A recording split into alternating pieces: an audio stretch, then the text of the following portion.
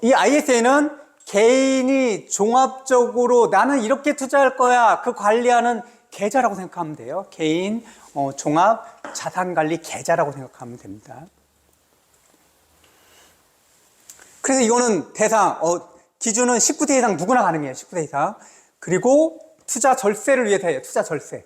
그리고 직접 투자 가능해요. ISA 직접 투자 가능합니다. 청년 미래적금은 아직 안 나왔어요. 기존에 나왔던 것들에서 갈아탈 수 있는 항목, 갈아탈 수 있는 적금이에요. 기존의 것들은 이것들이 70만 원 정도였고 그리고 만기가 5년이었는데 그러다 보니까 중간에 청년들이 그것들을 빼서 해지시켜가지고 빼는 경우가 되게 많다라는 거예요. 너무 길다. 그리고 최고 납입 금액이 많다라고 얘기를 많이 해서 최고 금액을 50만 원 줄여요. 그리고 기한을 3년으로 줄여요. 이게 아직 안 나왔어요. 지난번 한 거의 연장이지만 6월 달에 나옵니다. 올해 6월 달이에요. 6월 달이고 5월 중순부터 신청을 받을 거예요. 5월 중순부터 공고가 날 거라는 거예요. 그럼 관심 있는 분들은 지금 이것들 확인을 늘 해요. 청년 미래적금이라는 것들은 아직 공식 언어로 확정된 건 아니에요. 그렇기 때문에 내가 검색을 하면 안 나올 수도 있어요. 근데 이런 부분들이 이제 미래 6월 달에 나오는 것들로 미래적금 이런 식으로 나오는 것들을 좀 확인해 보시면 되고 공고 얼마 안 남았어요. 확인해 보세요. 꼭 확인해 보세요. 이거 확정금리예요. 맨 처음에 주겠다라는 거 뭐 국가가 경제가 안 좋았다고 해서 줄어드는 거 아니에요. 그런 거 아니에요. 그냥 확정금리. 맨 처음에 주겠다라는 거 그냥 준다라는 거죠. 그리고 두 가지의 기한은 3년이라 짧죠. 어떻게? ISA에서도 의무 기간은 3년이라는 거예요. 중간에 해지 가능해요. 당연히. 다 해지는 가능한데 혜택을 온전히 누리려면 3년은 기본적으로 가지고 있어야 된다. 그러니까 연금저축과 IRP보다는 기한에 대해서 굉장히 짧아진 거죠.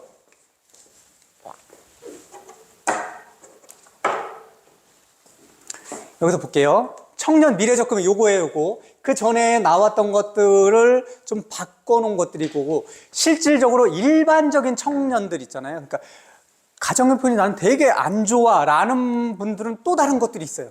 또 다른 것들도 되게 있는데, 실제 일반적인 청년인 경우, 연봉 어느 정도 되냐면 연봉 한 3천 정도 된다. 또는 4천 된다. 대부분 일반적인 청년 3천에서 5천 요 사이일 거 아니에요. 5천 넘으면 좀 꽤 많은 거잖아요. 그렇죠? 4천. 대개 2,500에서 5천 정도 또는 3천에서 5천 정도 이 정도. 라고 했을 때 청년 미래적금 다 해당돼요. 이런 것들은 다 2,500, 2,400 넘으면 다 해당되고 그 밑에도 다 당연히 더 되는 거고. 그러면 이 적금은 3년 만기라고 그랬잖아요. 그리고 월 50이라고 그랬어요. 월 50. 그랬을 때 혜택이 뭐가 있냐? 이자 5%예요. 적지 않죠? 이자 5%. 이게 끝나는 게 아니에요. 국가에서 매칭을 시켜주는 거 있어요. 매칭. 국가에서 야 네가 내는 거에 몇 퍼센트를 국가에서 그냥 줘. 라는 것들이 이거 이자 말고요. 그럼 나는 50만 원을 했다. 그러면 한 달에 50만 원이다 그러면 거기에 대해서 2만 5천 원은 뭐가 돼요? 50만 원이다 그러면 5%는 뭐가 되는 거예요? 2만 5천 원은 그냥 은행 이자라고 생각하면 돼요. 받는 거. 그리고 정부에서 최대 12%라는 건 뭐냐면 이거는 개인의 소득에 따라서 나눠져요. 크게 거칠게 얘기해서 어느 구간으로 나눠지냐면 6%, 9%, 12%예요. 그럼 상식적으로 생각해 보세요. 내가 정부에서 12%를 준다라는 거는 연봉이 많은 청년에게 줄까요? 연봉이 적은 청년에게 줄까요? 그렇죠. 연봉이 적을수록 더 지원해 주는 거죠. 그거를 제가 한번 대충 한번 계산을 해봤더니 실제로 12%를 받는 친구들은 연봉 한 2,400만 원 이하. 그리고 2,500에서 실제로 한 3,000, 3,500 요 사이가 6%. 9%예요. 그럼 일반적으로 어디에 해당되냐? 12% 최고로 많이 준다. 최고로 많이 준다? 다시 얘기 거꾸로 했어요. 연봉 12% 준다 그러면 한 2,400m 이하에 이하. 그 다음에 9%다. 9%는 대부분 2,500에서 3,500 사이. 그 다음에 그 이상이다. 3,500, 4,000이다. 그러면 6% 준다. 그럼 최저 몇 %예요? 6%. 최고 몇 %예요? 12%. 내 연봉이 3,000 정도다? 9%. 대부분 청년들은 어디에 해당된다? 난 연봉이 그렇게 많지 않아 라고 하면 9%는 받는다. 그럼 보세요. 5%, 9%, 14%죠. 14% 예적금은 은행에서는 절대 있을 수가 없어요. 그렇죠? 우선 14%인데 또 뭐가 있냐? 뭐가 있어요? 세금을 떼지 않아요, 이제. 우리는 일반적으로 예금을 했을 때 세금이 15.4% 떼잖아요. 그렇죠? 모든 것들, 우리가 은행에서 저축하는 예금에 대한 이자가 나오면 거기에 15.4%를 떼는 거예요. 100원이 붙어도 15.4% 뗀단 말이에요. 근데 이거는 세금이 안 따라요. 그러니까 우리가 가지고 있는 여기 아까 9% 공통이라고 그랬죠. 보통 9%, 5%, 14%에 대한 세금을 전혀 안 뗀다. 그냥 세금까지 안 떼는 것까지 합치면 대개 15, 16 정도는 된다. 여기까지 합치면 보통 17% 세금 떼지 않는 것들. 아, 그러면 이건 되게 큰 거구나. 바로. 그러니까 이거를 왜 IRSA나 뭐 이런 것들도 가능하지만 실제 첫 번째 청년들은 왜냐하면 이거는 나이 제한이 있잖아요. 19세부터 34세예요. 병역을 필요하면 40대까지. 그러면 기본적으로 이거는 그 나이에만 해당된다고. 나머지는 하고 싶어도 안 돼요. 그럼 이건 반드시 내가 100만 원을 진짜 저축하려고 해. 그럼 얘는 50만 원 반드시. 이거는 무위험 수익률이잖아요. 날라갈 게 없어요. 주식이 만약에 이렇게 내팽겨도 진짜 ETF, S&P 500이 연간 수익률 8에서 10이라고 하는데 전쟁이 나면 또 그에 떨어질 수 있단 말이에요. 근데 나는 젊은 친구들은 돈을 써야 되는 경우가 있잖아요. 사실 뭐 사 먹겠다가 아니라 결혼을 해야 될 수도 있는 거고 아니면 목돈으로 난 대학 뭐 어쨌든 뭐 대학원을 가려는 수도 있는 거고 뭐 이런 여러 가지 그 사용처들이 있기 때문에 중간에 돈을 쓰려고 하는 그런 시기들이 온단 말이에요. 그래서 이것들을 찾아서 어디 용처에다 쓸 때 실제로 얘가 그쪽으로는 되게 가능하다. 그리고 적지만 기본적인 목돈을 내가 가지고 있는 그런 목돈을 만들 수 있는 그런 방법일 수 있다. 기본적으로 얘는 하시라. 나이에 해당되는. 그러니까 이것도 꼭 들여다보고 얘를 가입하면 연 17%가 최고 17% 아니면은 나 같은 경우는 보통은 12, 13% 받는다. 이것들 반드시 하시라는 거죠. 그럼 ISA나 일반적인 사람들은 내가 투자한다. 내가 연금저축하고 실제로 IRP는 세액공제를 받지 않으면 이 ISA하고 그렇게 크게 차이 있다고 볼 수가 없어요. 그렇죠? 내가 세액공제를 많이 받는다, 돌려받는다 하면 당연히 연금저축 IRP 해야죠. 장기적으로 봤을 때도. 근데 그게 아니라 난 투자를 하기 위해서 할 거야. 그러면 ISA도 어마어마하게 강력해요. ISA. 이거는 실제로 어떤 계좌나 이게 지금 2026년 6월에 또 바뀌어요. 6월에. 혜택이 점점 많아져요. 이재명 대통령이 실제로 이 주식 투자하고 금융 투자하는 것들 되게 막 조건들을 되게 좋게 해주잖아요. 그 기존에는 ISA가 내가 낸 수익의 200만 원의 한도에서, 물론 연단위는 아니에요. 전체 가입한 기간에서 200만 원의 한도에서 수익을 200만 도까지는 그냥 비과세 주는 거예요. 근데 여기서 되게 헷갈리는 게 있어요. 수익이 난단 말이야? 근데 우리는 삼성전자 주식의 수익이, 샀다 팔아가지고 수익이 1,000만 원이 났어요. 세금 내요, 안 내요? 안 낸다는. 우리나라 개별 주식은 아직 세금을 웬만해서 안 내요. 대주주였을 때, 개별 주식을 샀는데 50억 정도. 그 정도 아니잖아요. 그죠? 그 정도 아니니까. 그 정도 이제 대주주 요건이 아니면 일반적인 사람들은 개별 종목은 우리나라 주식일 경우에요. 사고 팔았을 때 그 양도 차익에 대한 세금은 없더라. 그러면 IS에서 세금 혜택을 받는 거는 언제 세금 혜택을 받을까요? 대부분 그러면 미국 주식을 사고 팔았을 때, 미국 주식을 사고 팔았을 때 세금 혜택이 몇 퍼센트라고 그랬어요? 세금이 22%라고 그랬어요. 그리고 우리나라에서 운영하는 ETF라고 하더라도 미국 자산을, 미국 회사를 기반으로 하는 뭐 타이거, S&P 500 이런 것들을 했을 때도 그것도 세금 낸다 그랬죠. 얼마나? 15.4% 낸다 그랬죠. 그런 세금들을 어느 정도 200만 원 이하까지는 안 내. 이게 기존이었거든요. 200만 원까지, 일반형이 200만 원이고 서민형은 얼마냐면 400만 원까지 됐어요. 근데 실제로 서민형이라고 해봐야 5천만 원까지, 내 연소득의 5천만 원이 서민형이에요. 일반적으로는 5천만 원이라는 거는 많이 해당돼요. 5천만 원. 그리고 종합소득이 3,800만 원인 경우, 이건 서민형으로 들어가요. 그러면 기존에 있던 ISA에서는 내가 이 계좌에서 이득을 봤다라고 하면 일반형은 200만 원까지는 비과세예요. 그리고 서민형은 이 두 배인 400만 원까지 비과세.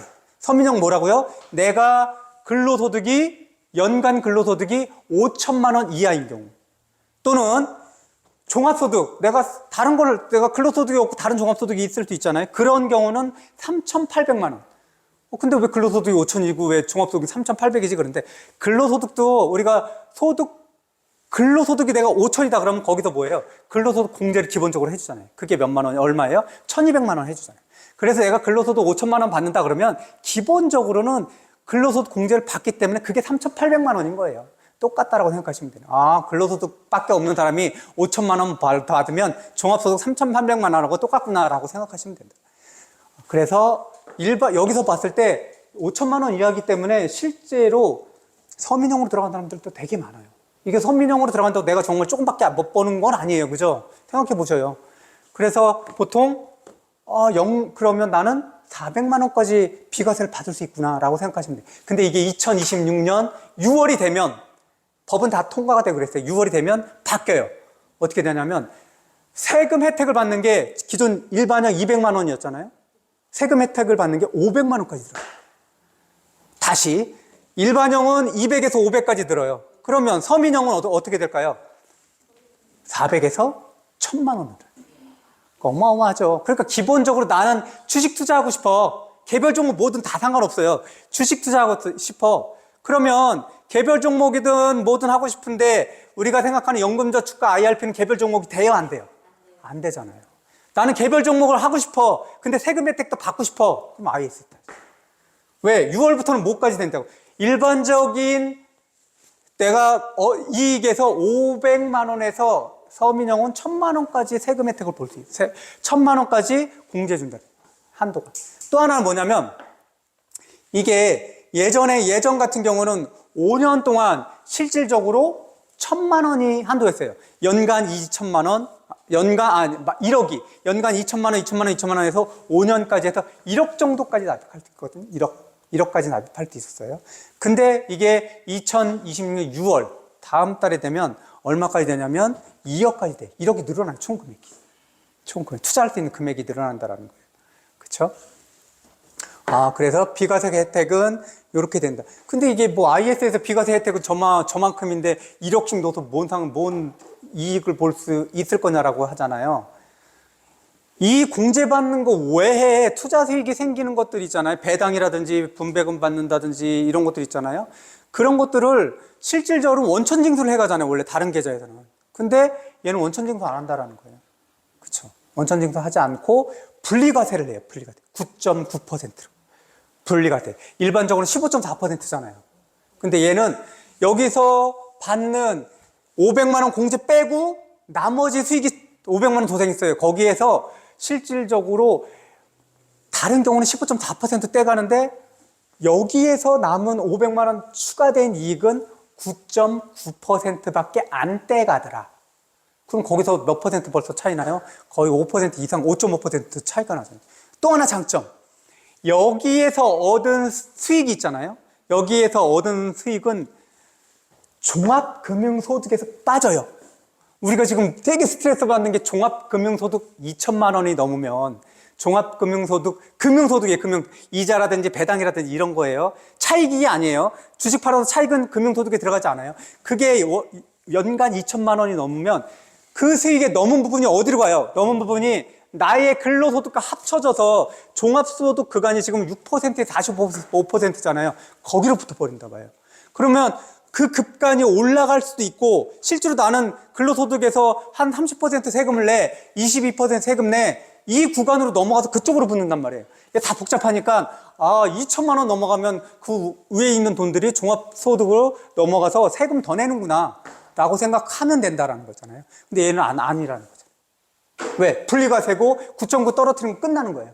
그리고 또 하나 뭐가 있냐면 종합금융소득이 2천만 원 넘으면 폭탄 같은 게 뭐가 있냐면 건보료예요. 나는 2천만 원이 안 되면 우리 자식이 내가 밑에 들어가서 건보료 안 냈거든요. 2천만 원 넘으면 딱 빠져야 돼요. 그리고 지역가입자로 들어가야 돼요. 나도 돈 내야 된다. 어쨌든 간에 여기서 2천만 원 이거를 하면 그거에 전혀 카운팅이 안 된다. IS에서 하면. 그래서 여기서 1억이든 2억이든 넣고 계산한다라는 거죠. 아, 분리과세하고, 그 다음에 그쪽을 종합소득으로 넘어가지 않는구나. 그것만 해도 ISA는 되게 굉장히 막강한 통장이라는 거죠. 그럼 내가 주식을 하겠다. 뭐 어떤 거든지 ETF만 할 거야. 그럼 당연히, 그리고 세액공제 받을 거야. 그럼 당연히 ISA나 연금저축 가야죠. 그렇죠? 근데 나는 개별 종목도 막 하고 다른 그리고 많은 세액공제나 별 필요 없어. 근데 개별 종목도 하고 막 이렇게 할 거야. 그리고 나는 종합금융소득 이런 것들이 좀 민감해. 라고 하면 이거 개별 개별 계좌 가지고 하는 거는 실제로 할 필요가 없잖아요. 그렇죠? 그리고 또 하나 뭐냐면 얘 세금 혜택은 뭐냐면 여기서 200만 원 세금 혜택 또 나중에 6월 달에 500만 원 세금 혜택은 3년간이에요. 3년. 3년이 지나면 의무가입 기간 3년이 지나면 거기서 혜택 볼 수 있는 건 그냥 계속 갖고 있잖아요. 그냥 이걸 끝나는 거예요. 한 계좌당. 그럼 또 받으려면 어떻게 돼요? 그 계좌 해지해야 돼요. 그래서 ISA는 3년마다 해지해서 다른 거를 갈아타시라. 반드시 그렇게 해야 돼요. 왜냐하면 한 계좌당 200이에요. 한 계좌당 500인 거죠. 그러니까 그냥 가지고 있으면 안 돼요. 그냥 가지고 10년을 가지고 있어도 그 계좌가 그대로 하나로 살아있다면 내가 거기서 받을 수 있는 세금 혜택은 일반형 기준으로 했을 때 지금까지 200이고 나중에 바뀌는 거는 500이라는 거예요. 근데 3년이 의무 가입 기간이 끝나고 얘를 해지해버리면 200 혜택 받았던 게 다시 세팅이 돼요. 그죠? 기억을 꼭 하셔요. 그죠? 그리고 이게 3년 만기에서 거기서 끝날 때 이 돈이 풀리잖아요. 그 돈에 얼마 정도요? 최고 300만 원까지는 3년에 한 번이니까 300만 원까지 어디로 붙일 수 있어요? IRP로 붙일 수 있어요. 연금저축하고. 그래서 연금저축과 IRP가 원래는 연간 900까지 세액공제 받을 수 있다고 그랬잖아요. 그죠? 근데 이렇게 IS에서 3년 해지해서 3년마다 최대 300을 옮겨간다면 1200이 되는 거예요. 그렇죠? 지금 이해하기 어렵죠? 이해 못해도 돼요. 1200이라고 한다면 그러면 아까 얘기했던 900만 원에 대한 공제가 아니라 1200만 원에 대한 공제가 된다는 거예요. 다른 거 다 떠나서 이런 것들은 제가 늘 반복해서 해준다. 지금 거의 10개 얘기해도 한두 개밖에 안 들어온다. 당연한 거예요. 그래, ISA는 3년마다 해지해라.